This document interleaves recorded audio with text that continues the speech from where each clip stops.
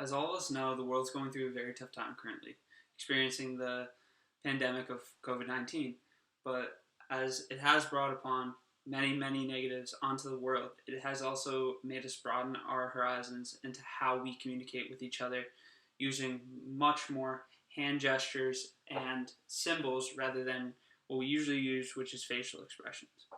Most of us compensate for the lack of facial expressions that we can use due to the fact that we all have to wear masks when we go out in public. We are using symbols and hand gestures much more often, as I have even seen in my job as I work for a grocery store, and much more people are using hand gestures and symbols rather than using the facial expressions that they typically use to convey their ideas, as we can't really convey with the use of facial expressions due to the fact of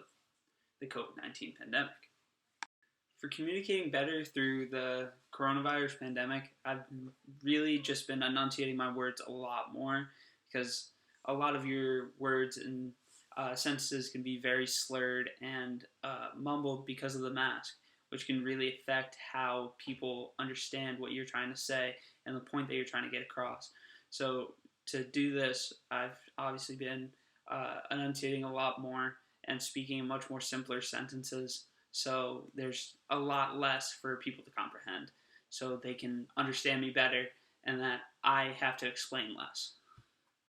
Although this time has been very troubling for all of us, it has aided us in making our points much clearer and much more to the point, as it's much harder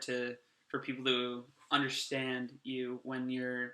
speaking long-winded sentences with the mask on, as most of your words are usually muffled due to the mask. So this can help you in a professional sense, as you will get to the point much quicker nowadays because you're trying to explain less and you're trying to make sure that everybody understands what you are saying when you're saying it, because it is so hard to get your point across.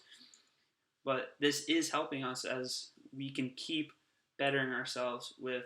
the way that we're communicating with the mask, and this can even help us after the pandemic. It's easy to focus on the negatives throughout this pandemic, but let's just focus on the positives and see how that we can better ourselves through communication, and how we can make ourselves better in our professional lives and even in our academic lives through the different types of communications that we have to use currently through the pandemic.